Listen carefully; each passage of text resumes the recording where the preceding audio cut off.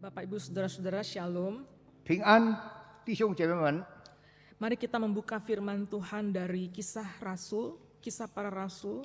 我们要翻开一处的经文，是 Pasal 在 yang kedua, kita akan membaca dari ayat 24 sampai 32. 我们要看《使徒行传》第2章第30到第32节。 Saya akan membacakannya dalam bahasa Indonesia, lalu kemudian Pak Rudi akan membacakan dalam Mandarin. Kisah Para Rasul, pasal 2, ayat 24 sampai 32.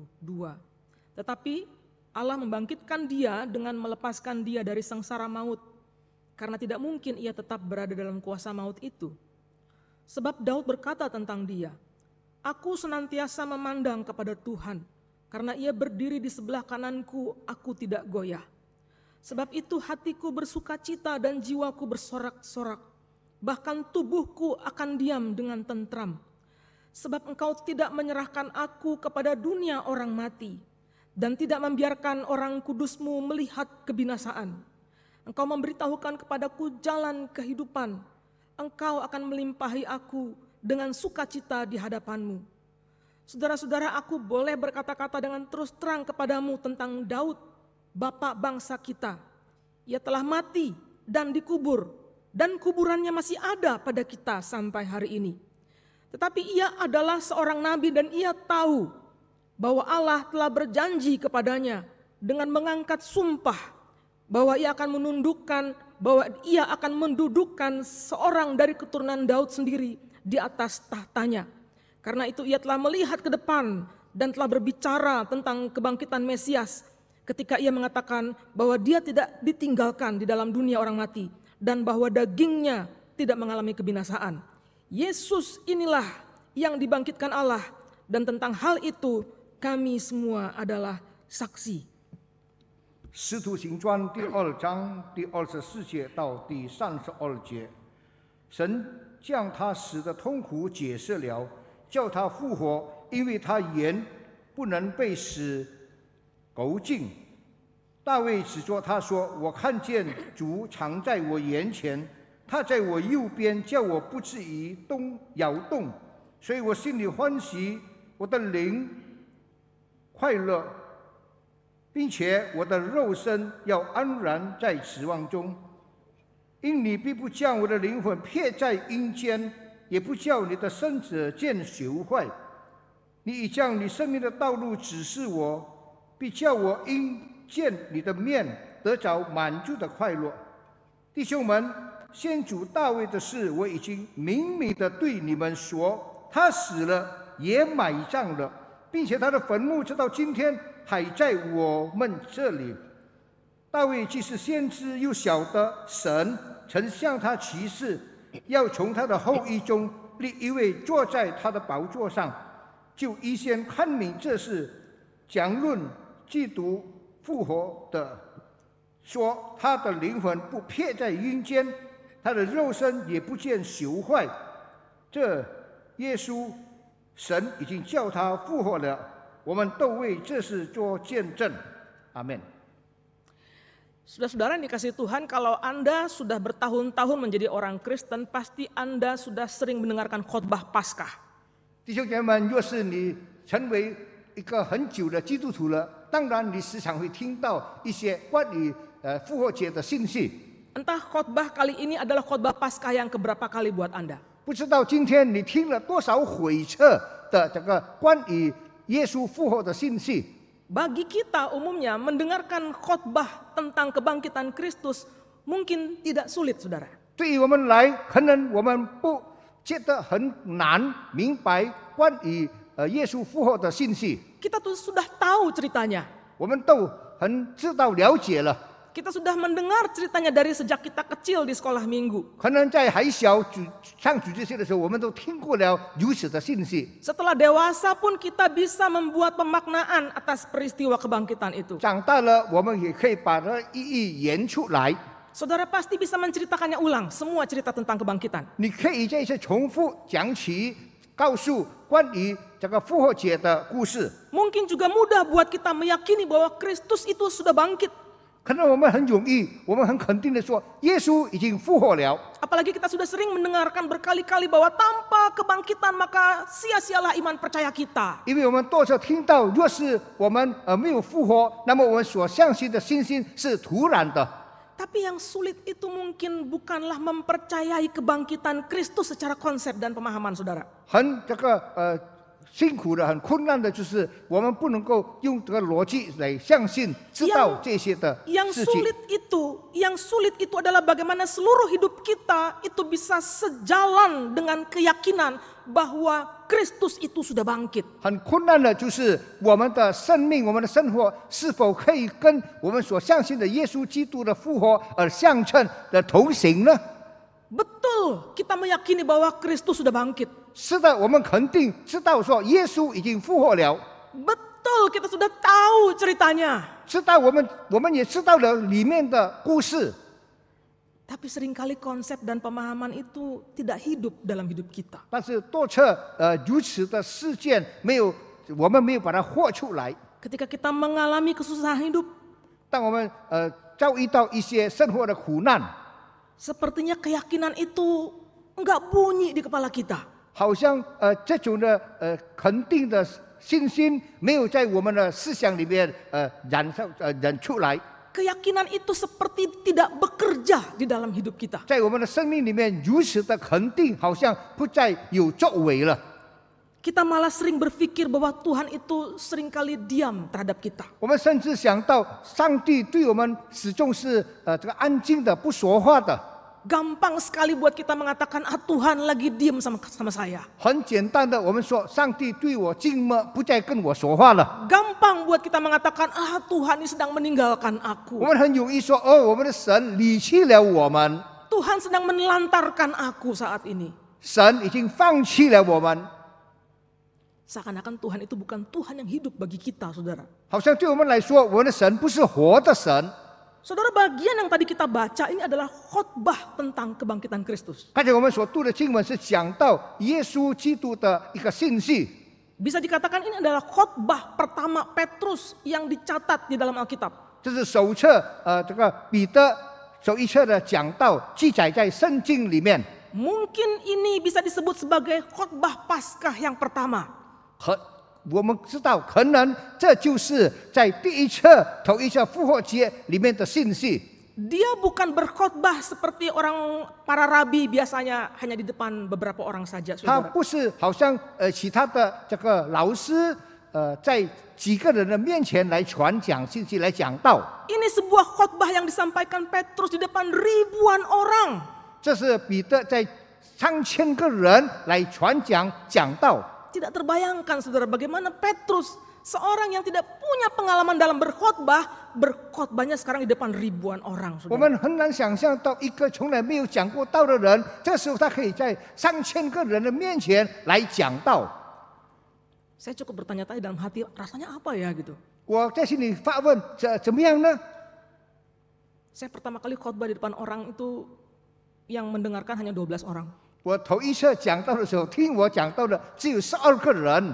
Tidak terbayang seorang seperti Petrus yang tidak punya banyak pengalaman tiba-tiba berkhotbahnya di depan ribuan orang, saudara. 不能想象到像彼得没有经验的人，忽然间他在3000个人面前来传讲神的信息。 Bahkan topik khotbahnya juga sulit, saudara. 甚至那个题目也不简单， Sulit untuk memahami tentang kebangkitan Kristus pada waktu itu. 在那个时候很难可以明白关于耶稣复活的事件。 Kisahnya masih segar dibicarakan oleh orang. 这个事情，这个故事还是很新鲜的，被大家都在那边讲起这些事。 Banyak orang masih kebingungan dengan peristiwa itu. 很多人还是迷惑对于这个事件的看法， Banyak orang lebih percaya bahwa itu cerita bohong. 很多人更加相信这是一个谎言。 Jadi pada waktu itu cerita tentang kebangkitan Kristus itu adalah cerita yang simpang siur. 所以在那个时候，关于耶稣复活的个信息，都是一些很多说三道四的。 Tapi di sini kita melihat Petrus berdiri untuk meyakinkan di hadapan ribuan orang ini bahwa Yesus itu sudah bangkit. 但是这个时候，我们可以看到彼得站在3000个人面前，很肯定的告诉他们说，耶稣基督已经复活了。Ini khotbah yang susah. 这是不简单、很难的讲道。 Saudara, mari kita ingat lagi siapa itu Petrus. 我们这一下记得彼得到底是谁呢？ Kita tahu Petrus itu dulunya adalah seorang nelayan. 我们知道彼得以前是一个渔夫， Dia punya perahu, 他有一个船， dia 小船， punya jala dan beberapa orang bekerja 还有 kepadanya. 还有王，还有几个工人跟他工作， Dia punya keahlian. 还有他的专业专能。 Mungkin dengan mudah dia bisa memprediksi bagaimana dia akan hidup. 可能他很容易的想做他前面怎么样过活， Dia tahu bagaimana cara mengejar kesuksesan di dalam hidupnya. 他知道在他的生活里面怎么样追求一些成功的事件。 Semuanya buat dia itu bisa diduga. 这些东西他都可以很好的计划，可以很好的想象到。 Bekerja, sukses, lalu suatu saat dia akan mati. 工作成功，有一个时候他就会死去。 Tapi suatu hari Yesus datang kepadanya. 但是有一天，耶稣来到他的面前， Yesus masuk dalam hidupnya, saudara. 进入他的生命里面。 Yesus mengatakan, mari ikutlah aku dan kamu akan kujadikan penjala 他 manusia. 说：“跟随我吧，我要使你得人如鱼。” Lalu Petrus meninggalkan semua yang dia punya. 所以彼得放下了他所有的一切， Semua rencana hidupnya dia tinggalkan. 他所有在生活里面的计划，他都放弃了。 Dia mengikut Yesus. 他跟随耶稣基督， Dia hidup bersama-sama dan melihat Yesus dari dekat, saudara. 他跟耶稣一同生活，并且他亲眼很靠近的看到耶稣的生平。 Hidup berelasi dekat dengan Yesus menumbuhkan harapan di dalam dirinya. 跟耶稣有很好密切的关系，使他的里面产生了一些的盼望。 Harapan itu makin hari makin terus bertambah dan bertumbuh, saudara. 每一天那个盼望在增加。 Melihat Yesus melakukan begitu banyak mukjizat, 看到耶 harapannya 稣 tumbuh. 行了很多的神迹，那么他的期望、他的盼望就产生了。 Bahkan Petrus meletakkan seluruh hidupnya pada pribadi Kristus ini. 甚至这个彼得，他把他生命的盼望，所有的一切都托付在耶稣的身上。 Sampai suatu hari harapan itu runtuh. 直到有一天，那个期望，那个所想象的灭掉了，毁灭了。 Harapannya hancur bersamaan dengan kematian Kristus. 因跟着耶稣的死，一切都已经完蛋了，完了。 Padahal dia berharap Yesus inilah yang akan membebaskan Israel dari penjajahan. 他在他的心中，他盼望耶稣可以释放他们被这个外邦人所侵略。 Tapi kemudian dia menyaksikan hari ketiga Yesus bangkit. 但是第三天，他看到了，他证明了耶稣复活了。 Petrus mengalami titik balik dalam hidupnya. 那么这个彼得就在那个时候，他转捩点， Dari harapan yang mati, kemudian memberikan dia hidup yang penuh pengharapan. 从死的盼望，然后他得到了那满有盼望的能力。 Tidak heran saudara di bagian yang lain Petrus bisa mengatakan tentang harapan itu. 那不奇怪，这个彼得在另外一方面，他可以诉说他对神的期望。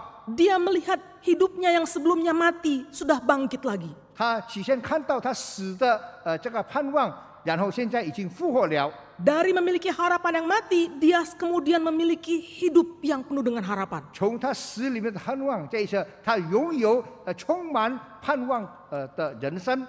Tidak heran Petrus sekarang berdiri begitu teguh di dalam menyampaikan peristiwa kebangkitan itu. 不奇怪，这个时候彼得站在上千几千个人面前，这么的有信心来传讲耶稣的信息。 Dia menyampaikan hal yang sangat penting sekali. 他传讲了非常重要的信息， Bahkan menjadi inti dari seluruh iman percaya kita. 甚至就是所有基督教我们信仰的这个它的基本的， Yaitu Kristus yang mati dan bangkit dari kematiannya. 就是耶稣死了，并且他从死里复活了。 Saudara, ini khotbah yang sulit. 这是很不容易、很难的讲道， Sulit meyakinkan orang-orang yang kemungkinan besar akan menentang Petrus. 很难肯定这些好像是非常抵挡这个彼得的人。 Sebagian mereka tidak percaya dengan kebangkitan itu. 一部分人他们不相信这个复活的事， Mereka bisa saja berbalik dan marah kepada Petrus. 他们可以回转来攻击彼得。 Kalau Anda menjadi Petrus, 要是你是彼得的话， Bagaimana Anda meyakinkan bahwa Kristus yang disalib itu sekarang sudah bangkit? 你怎么样来肯定那个钉在十字架上的耶稣，现在他复活了？ Saudara Petrus kemudian melakukan hal yang unik sekali. 那么彼得做了非常很不是人家的想法的人 Saya pikir ini unik tapi juga brilliant, saudara. 非常的明亮，非常的好的讲法。 Dia mengutip perkataan Daud dalam Mazmur 16. 他从这个诗篇里面启用了这个大卫的话， Dia membuktikan pernyataannya dengan perkataan Daud. 他很肯定他所传讲的，借用大卫王所讲过的话， Dia membandingkan dua kisah kematian. 他比例到两种的死亡， Dua kisah kematian antara dua orang yang mereka tahu. 讲到他们所知道的两个人的死亡的遭遇， Yang satu sangat terkenal, 一个是很出名的， Raja Daud. 是大卫王， Siapa yang tidak mengenal dia? 什么人不认识他呢？ Semua orang Yahudi tahu siapa leluhur mereka. 所有的这个犹太人都知道他们的祖先是谁， Kuburannya juga dekat dengan mereka. 那么他的坟墓也靠近他们， Mereka bisa lihat tiap hari. 他们每一天都可以看到。 Yang satu lagi adalah kematian yang seorang yang mungkin tidak semua kenal. 还有一个可能大家也都不太认识他， Dialah Yesus. 他就是耶稣。 Dalam penjelasannya Petrus mengutip perkataan Daud. 在这个我们在这个彼得他采用 Daud 大卫所 mengatakan, 说的话， Daud mengatakan, Engkau tidak menyerahkan aku kepada orang mati dan tidak membiarkan orang kudusmu melihat kebinasaan. 因为你并不将我的灵魂撇在阴间，也不叫你的生者见朽坏。 Bapak Ibu Saudara-saudara perhatikan perkataan Daud ini. 弟兄姐妹，给我们来注意大卫所说的话。 Engkau tidak menyerahkan aku kepada orang mati. 你不将我的灵魂撇在阴间，交给死人。 Tapi mereka tahu kok Daud itu mati. 他们知道大卫已经死了吧？ Mereka tahu persis di mana kuburannya. 他们也知道大卫王的坟墓在什么 Mereka 地方。 tahu kalau kuburannya dibuka akan kelihatan tulang-tulang dan sisa-sisa daripada tubuhnya Daud. 他们知道，就是挖起这个坟墓的话，可以看到一些的骨骸。 Kalau begitu, berarti Daud tidak bicara tentang dirinya. 如果是如此的话，我们都知道，当然大卫不是为着他自己说话。 Daud memang berbicara sebagai seorang nabi. 那么大卫是身为一个先知所说的话， Dia sedang menubuatkan Kristus yang mati dan bangkit. 他在预言耶稣死了并且复活了。 Dia menubuatkan bahwa Allah tidak membiarkan tubuhnya di tempat orang mati. 他预言到神不将他的灵魂撇在阴间， Allah membangkitkan Yesus dari kematian. 神使到耶稣从死里复活了。 Apa yang dinubuatkan oleh Daud ini digenapi di dalam kebangkitan Yesus. 大卫的预言在耶稣基督复活的时候被成就了。 Dan peristiwanya adalah 50 hari sebelum Petrus berdiri dalam khotbah ini. 这个历史是在50天以前，当彼得还没有传讲信息的时候。 Singkatnya saudara-saudara, kisah ini adalah tentang dua orang yang meninggal. 我们可以看到，这是简短的说，就讲到两个人的死亡， Satu orang tetap mati, 一个仍然在死了， yang satu lagi tidak. 一个不， Yang pertama meramalkan untuk yang kedua. 一个他来预言这第二位的， Yang kedua adalah penggenapannya. 第二是来成就他的预言。 Orang pertama itu Daud. 那个第一个位就是大卫， Orang yang kedua itu Yesus. 第二位是耶稣。 Saya membayangkan Petrus seperti sedang mengatakan, itu di sana kuburannya. 好像我在那个想象到大卫说那个是他的坟墓， Periksa saja sendiri. 你看吧， 1000 tahun yang lalu Daud meninggal. 1000多年前大卫死了， Tubuhnya ada di sana. 他的身体有在那个地方， Tetapi Yesus meminjam tanah pemakaman Yusuf. 但是这个耶稣他借了这个约瑟， Tubuhnya di sana Tenmu. hanya beberapa jam saja. 他的身体遗体就是在那边有几个小时而已。 Dan Yesus ini keluar dari kubur itu selamanya. 但是耶稣突破从这个坟墓出来，直到永远永恒。Saudara, ketika Petrus khotbah, dia sadar bahwa pendengarnya itu adalah kebanyakan memang sebagian besar orang Yahudi, saudara. 当彼得他讲道的时候，他非常的觉悟到，听他讲道的人大多数都是犹太人。 Dia tahu orang-orang ini juga sebagian melihat Yesus melakukan berbagai mukjizat. 他也知道在其当中有很多也看过耶稣行神迹的事。 Dia juga sadar bahwa orang-orang Yahudi ini juga lah yang menolak Yesus. 他也觉悟到这些犹太人很多拒绝上耶稣的。 Dan sulit buat mereka memahami bahwa Mesias itu adalah orang yang mati di salib. 对他们很难的解释到，那个弥赛亚就是他们所定的耶稣。 Itu sebabnya Petrus perlu menjelaskan kebangkitan ini sebagai suatu nubuatan. 故此，彼得要解释这个事情，用一些的预言来解释这些的事件。 Penting sekali buat Petrus untuk mengutip perkataan Daud. 很重要，彼得就是采取这大卫所说的话。 Daud telah melihat jauh ke depan apa yang akan terjadi pada Kristus. 大卫很远见，知道了到底耶稣的接近怎么样。 Saudara, kalau kita ditanya, 就是今天问我们的话， siapa sebenarnya yang membuat Yesus itu disalibkan? 是谁让耶稣被钉在十字架上？ Kita bisa menjawab, oh ada banyak pihak yang terlibat. 我们可以回答说，有好多在里面牵连做的。 Kita bisa bilang para pemuka agama yang menjatuhkan hukuman itu. 我们可以讲到一些宗教的领袖， Mereka memang sudah lama mengincar Yesus untuk dijatuhkan. 很多时候他们已经在设计阴谋要把耶稣打下。 Atau kita bisa bilang Pilatus 可能我们会说是比拉多吧， yang sudah mencuci tangan dan membiarkan orang-orang banyak memilih. 他洗手了，就把这些交给这些人物来选。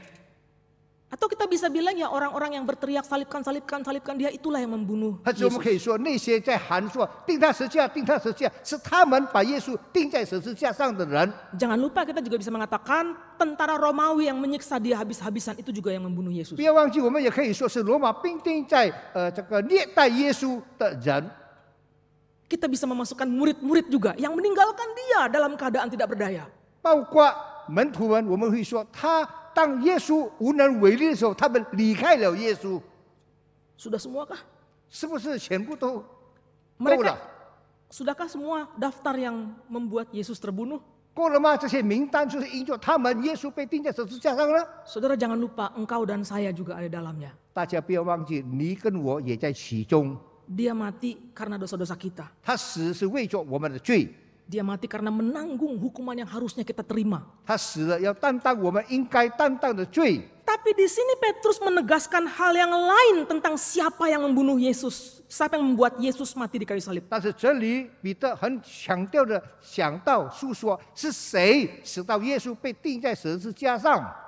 Yesus mati di kayu salib itu bukan hanya sekedar perbuatan manusia. 那么耶稣被钉在十字架上，不是好像是一个人的作为而已， Tapi ada penetapan Allah di dalamnya. 但是有上帝的参与， Allah sudah menetapkan.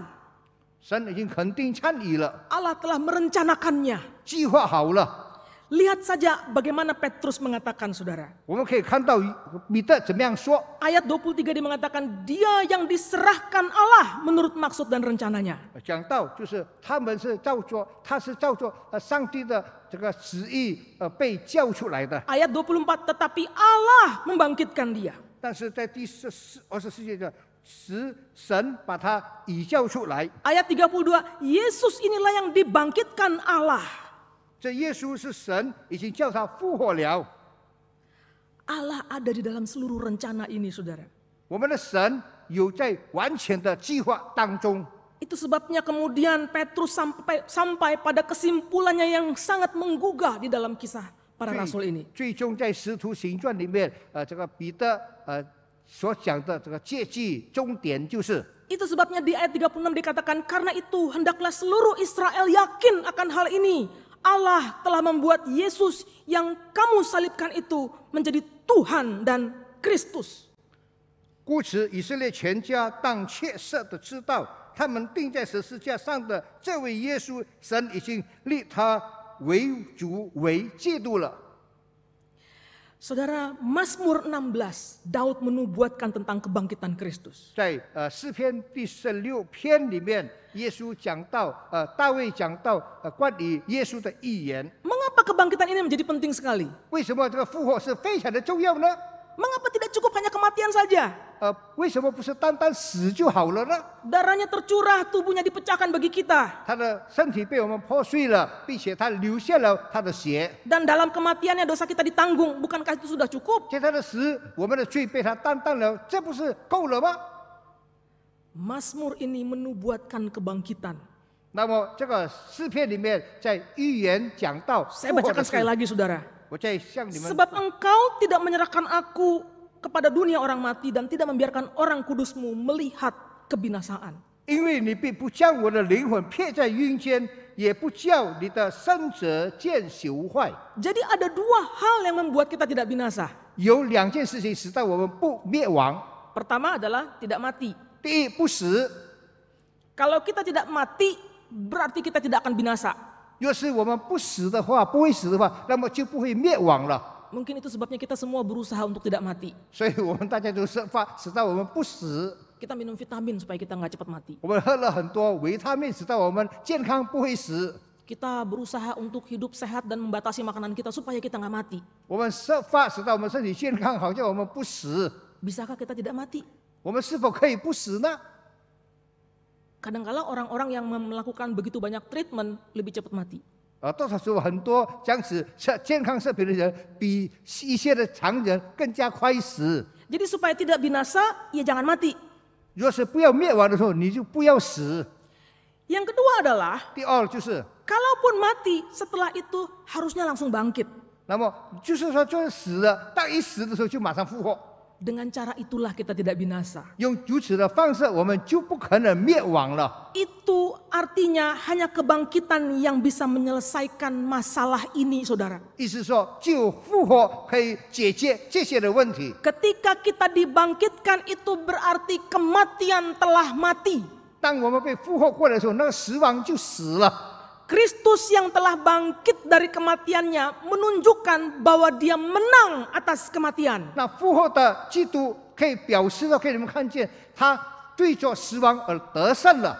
Jadi saudara-saudara, ketika Yesus mati di kayu salib, dia menang atas dosa. 当耶稣死在十字架上的，他对于一些罪恶得胜了。 Ketika Yesus bangkit, dia menang atas kematian. 那么，当耶稣他复活了，他对于死亡已经得胜了。 Hari ini kita melihat bagaimana Daud menubuatkan tentang kebangkitan Kristus 今 itu. 天我们可以看到大卫怎么样预言耶稣基督的复活的事件。 Kebangkitan Kristus itu bukan sebuah kebetulan. 耶稣基督的复活不是偶然的， Itu sudah direncanakan oleh Allah. 是神已经计划好了。 Kita tahu saudara-saudara hampir semua detail hidup Kristus itu sudah dinubuatkan. 我们知道耶稣的生平，点点滴滴都是已经神所预备好了。 Segala sesuatu tentang dia, hidup, mati, dan bangkitnya itu dinubuatkan. 关于他的一些生死复活，都是已经有在预言里面了。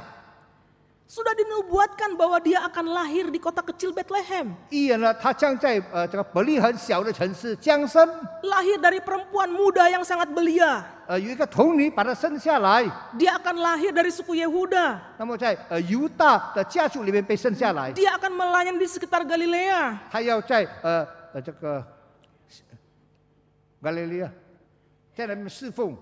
Dia akan masuk ke Yerusalem dengan mengendarai keledai. Itu sudah dinubuatkan.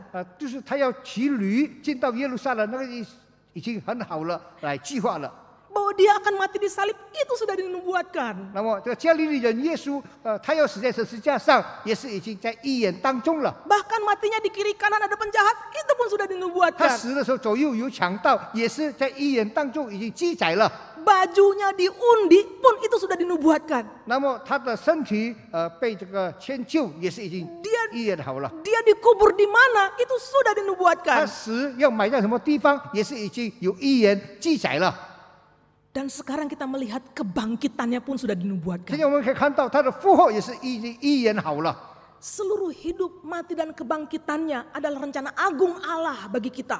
他所有的生平是我们的神在我们身上伟大的作为。 Itu adalah rencana agung, rencana hebat untuk menyelamatkan kita. 神伟大浩大的作为是在我们的身上， Tidak mungkin itu kebetulan. 不可能是偶然的， Tidak mungkin itu semata-mata hanya pengaturan manusia. 不可能好像是一个人的作为而已。 Kalau gitu bagaimana respon kita? 那么我们的回应如何呢？ Kita yang sudah mendengarkan berita kebangkitan itu berkali-kali. 我们好多次听到关于这个耶稣复活的信息的人， Ribuan orang yang di hadapan Petrus ini mendengarkan khotbah itu merasa tertusuk dan terharu. 那么这些在彼得面前听到了几千个人，他们听到了，他们觉得非常的扎心， Mereka merasa malu 他们感到很羞愧， karena sesungguhnya Tuhan sudah membuat rencana yang begitu agung untuk menyelamatkan hidup mereka. 因为当然是神已经计划了这么美善的这个计划这个预言，但是神还是他们已经不记下了。 Ternyata dosa-dosa mereka lah yang ditanggung oleh Tuhan. 原来是他们的罪是神所担当的。 Itu sebabnya di ayat 37 dikatakan ketika mereka mendengar hal itu, hati mereka sangat terharu. Lalu mereka bertanya kepada Petrus dan rasul-rasul yang lain, apakah yang harus kami perbuat, saudara-saudara? 众人听见这话，觉得扎心，就对彼得和其余的使徒说：“弟兄们，我们当怎样行？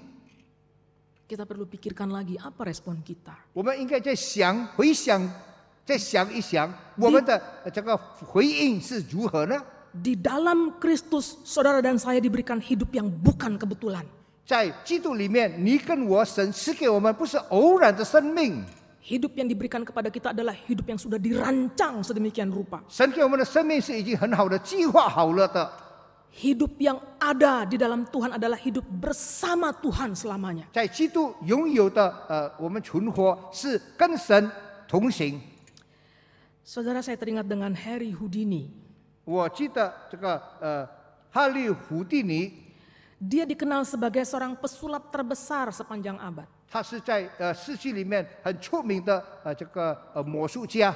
Dia dikenal dengan atraksinya yang mencengangkan, saudara. 他的这个表演使到人家大家都很惊讶。 Dia adalah orang yang sanggup melepaskan diri dari ikatan apapun juga. 他是一个可以在他所捆绑的当中被释放的人。 Dia diikat dengan borgol, lalu kuncinya dilempar jauh-jauh, tapi dia bisa melepaskan diri dari 他有 ikatan 很 itu. 大的铁链锁，把它锁起来，然后把这个钥匙丢得好远好远。 Dia pernah diikat di dalam sebuah sel dengan gembok yang banyak sekali, tapi kemudian dia juga bisa keluar dari sel itu. 他曾经在一个监牢里面关得好紧，但是他还可以从那监牢里面逃出来。 Dia pernah diikat, dimasukkan ke dalam peti, petinya diikat lagi, petinya dilempar ke dalam danau, tenggelam, tapi dia bisa keluar lagi, saudara. 他曾经被关在一个箱子里面，绑得很紧，然后丢在深海里面，但是他还可以出来。 Dia selalu berhasil lolos. 他始终就是很成功的逃脱。 Dia sudah mempertontonkan kehebatannya di berbagai kota di Eropa. 他在这个欧洲几个城市，他来表露他的本事。 Seluruh dunia mengetahui betapa hebatnya dia keluar atau lolos dari ikatan. 全世界的人都知道这个他能够被释放从这么样的捆绑里面。 Tapi tahun 1926 Houdini sakit parah. 1926年他病重， Dia bisa lolos dari ikatan borgol manapun juga. 他能够从一些的锁链所逃脱出来， Tapi dia tidak bisa lolos dari sakit penyakit. 但是他不能够从他的病痛当中被逃脱出来。 Dia sakit berat dan dia mati, 他 meninggal. 病重，然后他死了。 Dia selalu mengatakan kepada orang-orang, termasuk juga istrinya, saudara, 他时常对别人说，包括他对他的妻子说 kalimat ini. 就是If there is a way out, I'll find it. Kalau ada jalan keluar, aku pasti temukan. 若是有出路的话，我一定会找得到的。 Tapi dia tidak bisa menemukan jalan keluar 但是 dari 他找 sakit. 不着这个从病痛当中被释放的出路， Dia tidak tahu ada jalan keluar untuknya. 他找不到对他来说的一个出路。 Hari ini kita mendengar berita bahwa ada jalan keluar yang ditemukan oleh Kristus, yaitu kebangkitan. 今天我们听到在基督里面有出路，就是复活。itu jalan keluar atas kematian kita. 这是从我们的死亡当中的出路。 Dan Tuhan juga ingin menyentuh kematian kita supaya kita juga menang atas kematian 神要 maut. 抹除我们的死，好叫我们可以过着得胜的日子。 Saudara mungkin mengatakan, enggak, aku sudah percaya akan kebangkitan 可能你说我 Kristus. 知道了，我听过了，我知道这个复活的事， Betulkah demikian, saudara? 是否如此？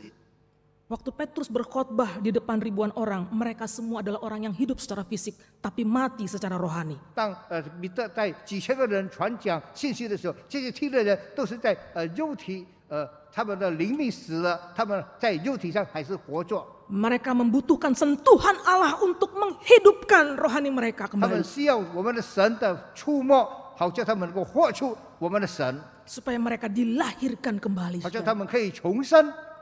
Kita pun hari ini membutuhkan sentuhan Allah yang membangkitkan rohani kita. 今天我们需要主的触摸，好叫这一次来恢复我们的灵命。 Mungkin sebagian besar dari kita mengaku kita orang percaya. 可能在我们当中都承认我们是相信的人， Tapi kita masih hidup dalam kebiasaan-kebiasaan yang buruk. 但是我们多少时候活在我们一些不好的习惯当中。 Kita mungkin punya ikatan-ikatan yang mendorong kita menjauh dari Tuhan. 可能有一些捆绑来催促我们来远离上帝， Mungkin kita punya dosa-dosa yang kita lakukan terus-menerus dan berulang-ulang terus-menerus, saudara. 可能就是我们重复倒车的在犯罪一些不应该犯的罪， Kita persis seperti mobil zaman sekarang. 好像现在的汽车一样。 Mobil zaman sekarang tuh ada fitur namanya cruise control. 在我们的现在的汽车里面有在控制这个汽车的零 Kita 件， kita set 80 km per jam. 我们把它安定在80公里， Lalu kita diam saja. 我们安静， Dan mobil itu akan melaju.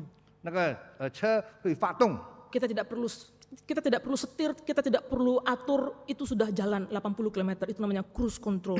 我们不用去安排如何，这汽车就很安定的走在1个小时80公里里面。 Jangan-jangan hidup Kristen kita seperti Kristen yang pakai cruise control. 要不要我们的基督徒的生命像如此的控制？ Kita mengaku percaya tapi kita nggak ngapa-ngapain.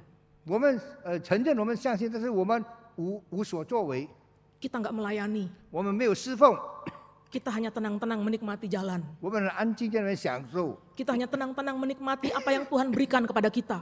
我们在那边欣赏神给我们的一切， Tapi kita tidak berbuat apa-apa di dalam hidup kita. 但是我们在我们的生命里面没有做什么。 Saudara, Tuhan ingin kita memiliki hidup yang terus dibangkitkan. 弟兄姐妹们，神要我们一直活在被复述的当中， Kita membutuhkan sentuhan Tuhan. 我们需要神的触摸。 Supaya kita hidup dalam pengharapan yang besar akan Dia. 但愿我们活在这对神有莫大的盼望， Supaya kita memiliki pengharapan yang hidup seperti Petrus 好 juga. 像我们拥有像彼得一样的活的这个盼望， Bukan hanya di konsep kita saja. 不是在我们的逻辑思想里面而已， Bukan hanya di perasaan kita 不 saja. 是在我们的感情而已， Tapi pengharapan yang memenuhi seluruh nadi kehidupan kita. 但是充满我们的这种的盼望。 Atau hari ini Anda baru sekali mendengar berita ini, saudara. 或者今天你是头一次听到关于复活的信息， Saudara mungkin baru sekali mendengar ada berita bahwa jalan keluar yang telah disediakan oleh Kristus di dalam kematian dan kebangkitannya sudah ada. 可能你才是听到在这些死而复活，我们的主已经为这一切安排了一切。 Mungkin saudara baru mendengar pertama kali bahwa kematian dan kebangkitannya membuat engkau diselamatkan. 可能今天是头一次你听到他死了复活了，给予我们重生， Karena dia yang mati itu telah bangkit dan hidup selamanya. 因为他死了复活了，永远的活着， Sehingga kita bisa hidup bersama-sama dengan dia selamanya juga. 以至于我们可以跟他永远的活在一起。 Dan tidak pernah meninggalkan kita. 他从来没有离开过我们。 Apakah kita mau merespon kepada Tuhan hari ini? 是否今天我们要回应主的话呢？ Mari kita berdoa. 我们低头祷告， Mari saudara mengambil waktu pribadi. 我们各自拿一段的时间。 Mungkin selama ini kita adalah orang Kristen yang sangat pasif. 可能这么久以来，我们是在那边很等待没有作为的人。kita tidak berbuat apa-apa di dalam hidup kekristenan kita. 在我们生活，在我们基督徒的生活里面，我们从来没有做过什么事。 Kita hanya senang menonton dan menyaksikan orang-orang lain melayani Tuhan. 我们很喜欢在那边看别人怎么样来侍奉， Tapi kita tidak berbuat apa-apa dengan hidup kita. 但是我们对于我们的生命什么都不做。 Maukah hari ini kita membiarkan Tuhan juga menyentuh hati kita, 我们要不要今天求神在这触摸我们每一个人？ supaya hidup rohani kita juga dibangkitkan, 但愿我们的灵命在这被复述过来， sehingga kita boleh menghidupi kehidupan yang sudah Tuhan anugerahkan kepada kita dengan benar. 好叫我们可以活出主在我们的当中所示的正确的这个信心。 Atau mungkin hari ini engkau baru pertama kali mendengarkan berita kebangkitan ini. 或者今天是头一次你听到关于复活的信息， Tuhan ingin engkau menerima Dia sebagai juru selamat yang pribadi. 我们的主需要你接受耶稣成为你们个人的救主， Berikan hatimu untuk disentuh oleh Allah, 把你的心交托给主，由神来触摸。 sehingga hidup rohanimu pun juga dibangkitkan olehnya. 我们可以知道，因此你自己的灵命，神会在这复述过来。